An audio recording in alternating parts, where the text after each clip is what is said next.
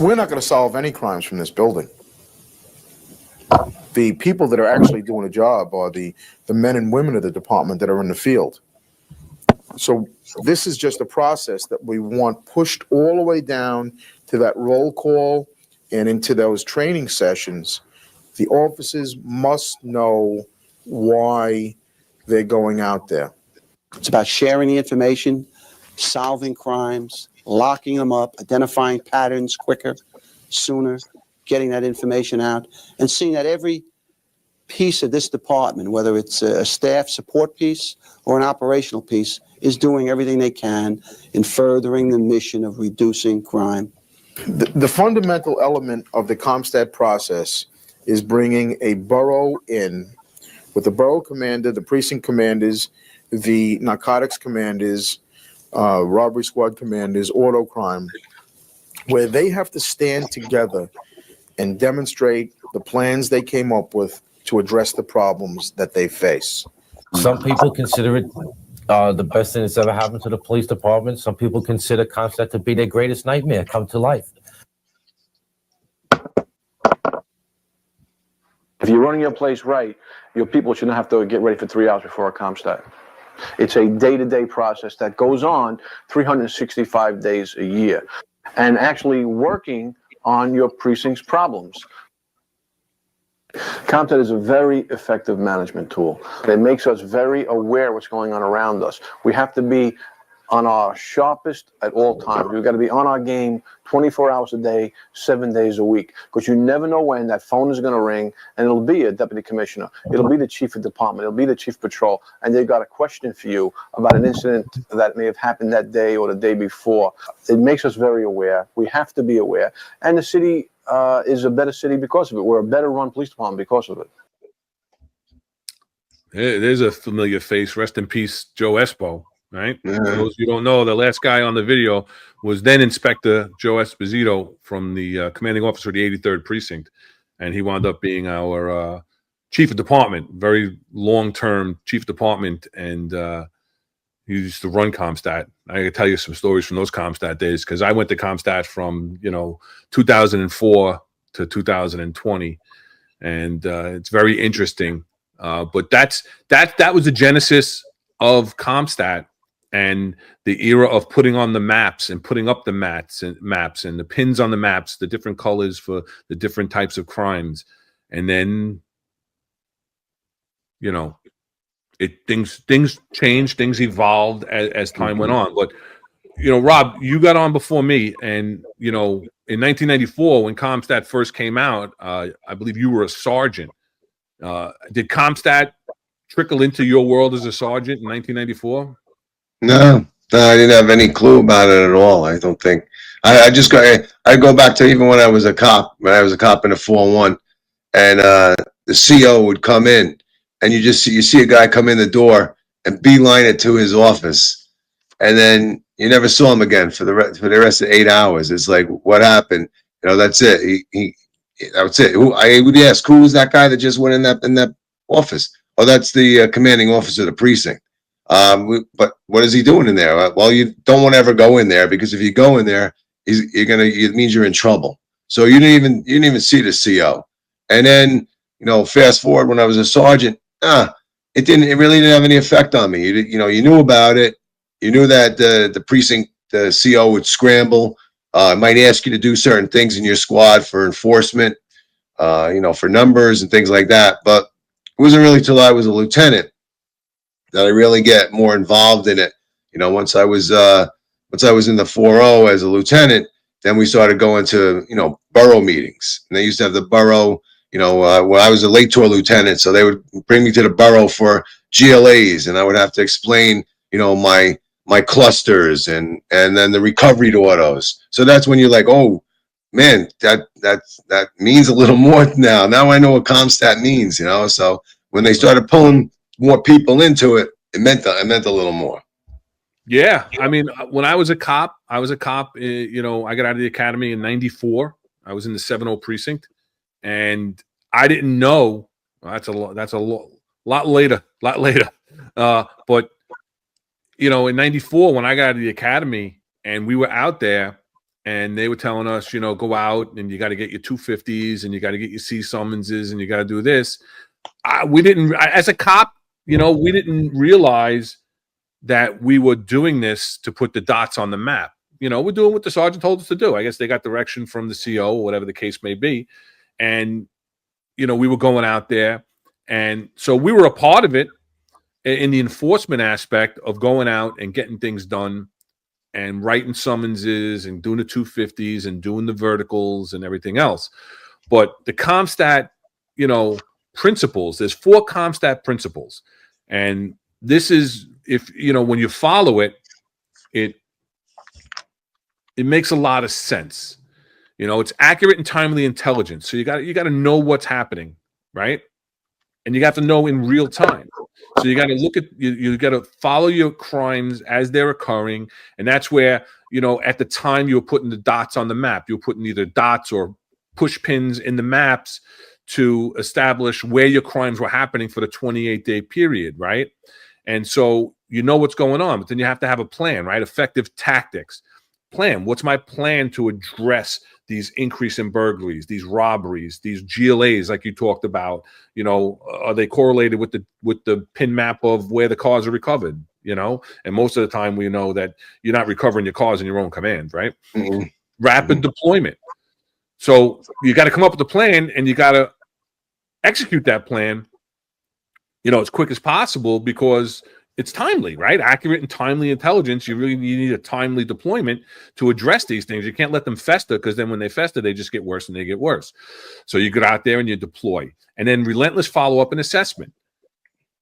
I've said this all the time. You have to, if you effectively execute a plan, whatever the plan may be. I, as the CO, would come up with the plan. The boots on the ground would have to go out and execute that plan. If they didn't execute that plan, I wouldn't know if my plan was effective. So when I'm doing my assessment, I can't properly assess it if the plan isn't being executed. Because then, you know, what do you do? You know? Follow-up can't be there if I can't assess it. Because if I assess it and it's not working, I have to change the plan. You have to pivot. So, you know, but that was back in the day, you know, in the beginning, like you said, eventually when you became a lieutenant, when I became a sergeant and a lieutenant, you know, we started going to these borough meetings, right? The platoon commander meetings at the borough and whatnot. And then, so we personally started getting involved in these things. But even then, right? So then we move up, right? So we're going to the borough and we're talking about our little world of our platoon, right? And the crimes that are happening on our platoon. And the only way to know about the crimes on our platoon are people like Michael Freed, who worked up in crime analysis and compiled this data for us, printed out the maps for us, right? And gave them out so that we know what we're looking at. And it was antiquated back in the beginning, in the early 90s and the 2000s even. It was antiquated. So I remember, like, what was your first experience with Compstat when you were an executive? All right. I'm gonna go back as a lieutenant. Like I let Mike Freed hit every point, right? Like the Borough book, the Compstat book, right? Remember that book? Mike did all of that. Yeah, Mike put everything together, right? Going to the Borough stat, and I'm just gonna go back to as a lieutenant with the Borough stat. I had to take I think the thing where is it acetate? Not acetate. Where you put I had the map of the precinct, and I had to take a marker and mark where the GLAs were. So then when I went to the borough, I could put it on the light, and it goes up. Yeah, the light would shoot up on it, and then I would have to explain it to them. And then when I went to when I became a captain, I went to the 2-3, and that's where we had the impact. So impact, you were going to Compstat, right? Every time the borough was up, they wanted you up there. So that's really where it really came into play, and it was a weird dynamic because John Perno, who was in Vice and then he became the CO of the 2-3, he always wanted to push any crimes into the impact zone because so he didn't have to answer for it.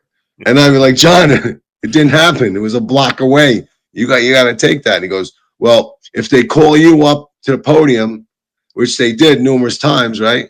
He says, you have to don't say anything that's going to bring me into the mix. I go, John, that's the 2-3. You're the CO. What am I going to say? It's just happened here. But yeah, that was the first time where you'd have to get up and explain, your crimes. And not only did you have to explain the crimes, the plan, everything else, but then they will also want to know where was the foot post when the incident happened. So they took it a little step further. And most of the times that I went up, you weren't like with the squad. When I went up, it wasn't with the squad. They're like, hey, who's the 2-3 impact captain? Get up there. Go. And I'm explaining everything. I don't have the squad helping me out. I don't have anybody else helping me out, Right. Yeah. I remember that as an impact captain. When we go up there, you were kind of up there on your own. And we had this sheet in Brooklyn North because I was the impact captain in the 7-3 and PSA 2, but in both commands under SATCOM.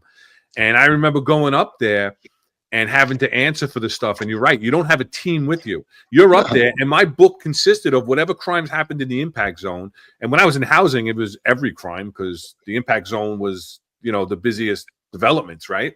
And so you go up there and you're looking at it. And you're right. I forgot about that. You used to have to say, all right, if the crime happened at, 0130, where was the cop? You had a cop assigned to that post. And he was on meal from 01 to 02, whatever that case may be. They didn't want to hear it, but that was something that the sergeants, information the sergeants had to get for you for every single crime. And you were looking at every single crime in the impact zone. And yeah, and it was different though. Mike Free brings up DOS Light and, today's Compstat, not right now. In a little bit, we're going to bring up a video about a little more recent Compstat and how it's done. But back in the beginning stages, and I'll say the beginning stages, I mean, it started in 2004, right? No, in 1994, rather. 1994. So fast forward 10 years later, when I start going to Compstat as an executive, the numbers were what you reported. There wasn't a centralized system yet where this DOS Light, you could put a query in and it prints out blurbs of the 61, attaches arrests to it, attaches arrests after the fact. If somebody gets arrested afterwards, it gets attached to the crime now. They can pop out a map. They can do a geocoding with maps and different crimes, and they can overlay parolees and probationers on those maps and all this stuff. That you have this beautiful map that you could throw out there, right? But it's all helpful when you're formulating your plan and you're looking at the effectiveness of your plan and your crime, and when you're trying to look for perps that might be committing these crimes. But back even as late as, and I'll say as early as or as late as in 2004, when I started going to Compstat, and even up to, my goodness, 2010, when I was a commanding officer of a command, the numbers didn't jive with downtown yet. The numbers were what you reported the numbers, and everybody was working on different programs. We were working in Microsoft Access. And for those who are in computers, right, Microsoft Access doesn't pull any data from any database. It's completely manual entry. So if you had 61 for a robbery and your crime analysis didn't attach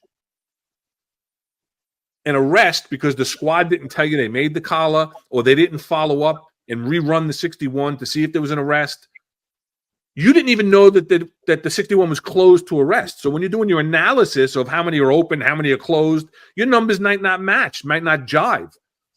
So it's, it was a lot different going to Compstat in that, I'll say that period from 04 to 2010, because you go up there and they kind of almost have to believe what you're saying. They have numbers, right?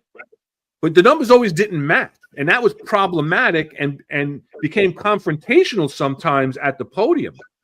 And I remember one time they're telling me that the where are you getting these grand larceny numbers? Where are you getting these numbers from? Your breakdown?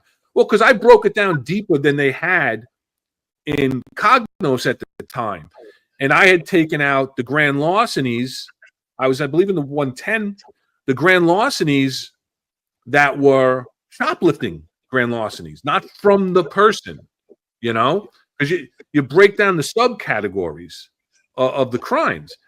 And they kind of had to believe you. So you could go up there, and if you had the gift of gab and you could talk and you could, talk about things and tell stories and everything else. I used to say, if you can't dazzle them with your brilliance, you baffle them with your bullshit. And you get it to the point where they ask you a question. And if you start talking and telling stories about collars that may not even have to do with the arrest, but you wanted to get a good story out, which is always dangerous. It's always dangerous to get a story out there, because then they can start asking you questions. It can lead you down another path you want to go on, right? But, you could see the dais, and you could see where when you lose them. You could see when you talked so much that you lost them, that they'd start having side conversations, and they'd be like, all right, Ron, and they'd move on to the next thing or whatever the case. Or with Espo, you could tell when he got annoyed, the glasses came off and got thrown on the desk. He'd throw them down. When he got annoyed, when he heard something that annoyed him, that was his thing. He'd be like, oh, uh-oh. You knew you poked the bear that time, right? But it's evolved so much, It's evolved so much. And I remember the first time that I went to Compstat, that's right, Tom, never tell a success story, because they'll turn it into some kind of negative. That's the truth. I think you said earlier, Tom, maybe, was it Tom that said earlier that you were looking forward to Compstat? I don't know if you've ever said those words before, though, before today's podcast. You've just watched a clip from our live episode. Click the description to watch the full episode. Like, share, and subscribe for more videos just like this.